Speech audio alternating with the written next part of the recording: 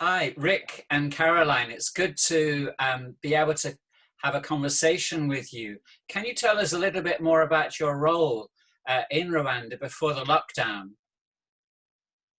Yes, we since 2017 we live in Cyangugu, which is in the southwest of Rwanda, and I'm there a theological trainer and head of the theological school for local evangelists, church planters, local leaders, and I was running a theological school to teach them about the Bible, about evangelism, about the Christian ministry. That was my job. Caroline, what was your role? Yeah, I'm responsible for helping malnourished people. We have a feeding program which is focusing on the prevention and also the cure of malnourished people in this part of our diocese. So currently we have 7 feeding programs that are running. We wanted to start up number 8, but the lockdown unfortunately made it impossible. How has the coronavirus and the lockdown affected your ministry? In fact, like it stopped at the beginning, it stopped every activity. We were not allowed to leave our house. We are not allowed to do much. The first week we were just not allowed to meet with people and call people for feeding program.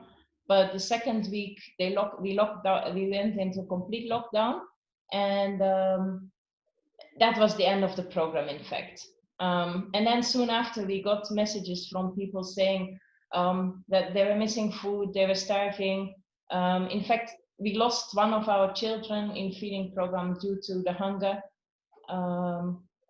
So it's when we said we have to do something. We can't, like, I couldn't sit home having enough food in my stock, and then I know that our people are dying because of hunger.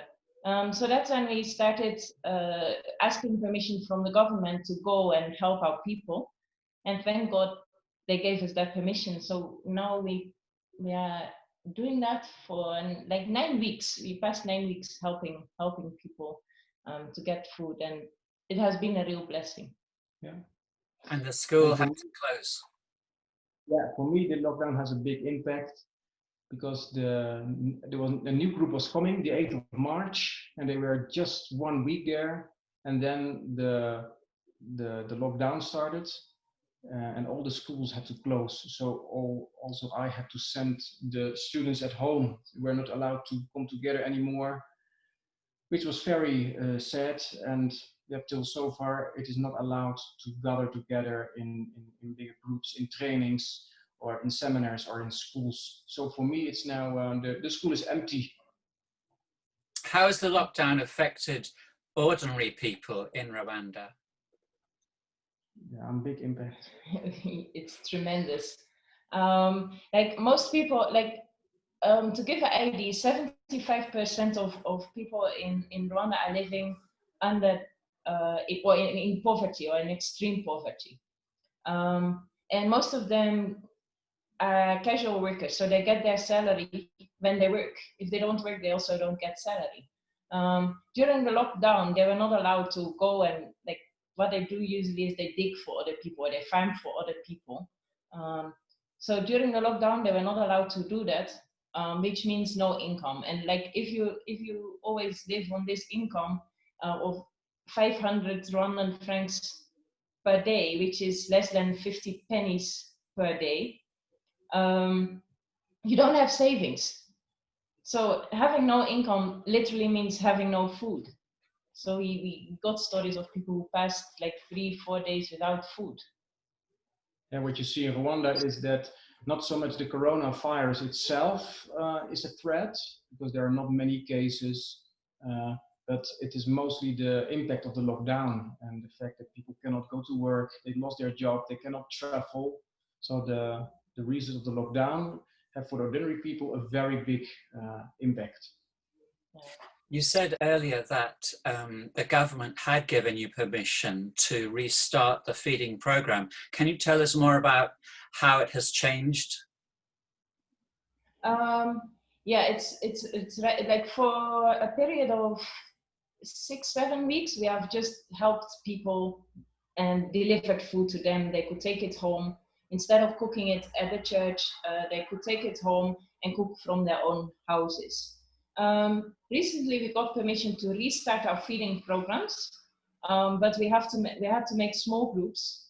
We can't gather all of them together. They have to come on different days or in different hours. So it takes a lot more to cook food for those people and to train them. In fact, everything needs to be done double or even triple. And everyone has to wear, like we need to provide hand washing facilities. They have to practice social distancing, but also wear masks. And in fact, those masks are the biggest challenge, because if you already miss money to buy, let's say 1 kilo of cassava flour, which takes 250 francs, then how can you find a mask of 500 francs? And one is not even enough. They will need at least two in order to protect themselves. So it's a big challenge. And then like it's 2 per person. Now if you're a family of, let's say 6-7 members, which is the average, it takes 6,000 or 7,000 Rwandan francs, which is like if you convert it into pounds, it's not that much. But for people here, sometimes I say maybe you should not convert the currency, but leave it the way it is, to know like the impact of finding something on that price. So think about how would it be for you to get something at 6,000 pounds. So how much food are you cooking? Or how many people are you feeding? We are feeding 563 people throughout the diocese, so in 7 centers. There are centers where we have less than 40 people, but also we have one center where we have almost 150. So you're feeding people through separate centers. Different centers. The diocese is big. So we work from parishes, and the parishes are also distant from each other. And we give a maximum for people of a 1 hour walking distance, which means not everyone is served who needs help, but it's you have to start somewhere. You have to try something. Yeah. How do you identify the people most in need? We measure them. Like it starts with collaborating with the local government and asking them for names of people who are struggling with this issue of malnutrition. The Rwandan government is also focusing on reducing malnutrition for under 5s. So if it is like they already know some of those people, and then the pastor can give us additional names. And so we call all these people, we start measuring. We measure the weight, the height, and the arm circumference, and then the list of the WHO, which helps to identify if children are malnourished. So it's a how do you say, it's a scientific method. Yeah. And people listening to this interview, if they would like to support your ministry, how do they do that? First is prayer. First is always prayer, because we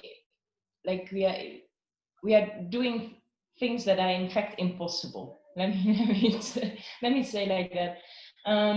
But I think God is mighty enough to do the impossible, and even that's what we are seeing. But also, of course, there's a financial aspect. Like the food needs to be bought. Even we are trying to look into how can we improve the social economic welfare of the families, because most of our families are casual laborers. And if you only get 500 francs a day, it's hardly enough to buy one meal for the family. And in fact, every child needs 3 meals a day. So we are trying to look into what can we do to increase the economic welfare in the family. So specifically, how can people get funding to you to help with the feeding program? We have a bank account. Like, it's always possible to transfer money via bank account, but of course also the international bank transfers also take a lot of money. So I don't know if it's possible that there's somewhere collected. So that it can be collected somewhere in the UK and sent as a whole. So we'll put a hyperlink to, is it the diocesan account or is it an account linked to your charity? It's a diocesan account. Yeah. So you'll give us the details, we'll put that with the interview. Okay. Yeah. So last question, how can people find out more about your work, Rik and Caroline? Yeah, that's a good question. We have a blog and a Facebook page. There's only one challenge.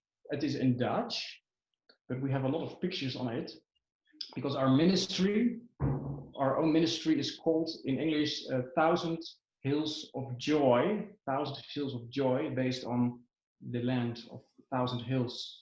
And the prophecy of Isaiah chapter 55, where Isaiah prophesied that people in mountains and hills, they will joy from pleasure because of the gospel. So we use that. And on 1,000 Hills of Joy, we show a lot of pictures from the ministry we do and from the things we have every day. So that's what people can follow. Yeah, I think we can also provide you the link to it. And like, I know Facebook has an automatic translation function. So even if it's in Dutch, if you use that automatic translation, you can still understand what's going on. And where do folk find your website, your blog? The link is also to be found on the Facebook page. But it's even, how do I say? Okay, I can give you the link as well. Maybe that's easier, because if I'm going to try to explain it, like it's in Dutch, it's going to have some challenges. Yeah. We'll find it and we'll put a link. Thank you. Rik and Caroline, it's good to see you. And I hope we can do a follow-up interview sometime in the near future as the lockdown hopefully loosens and people get back to normal. But thank you very much for sharing about your work in Cyangugu, Rwanda. You're welcome. Thank you too. Thank you too.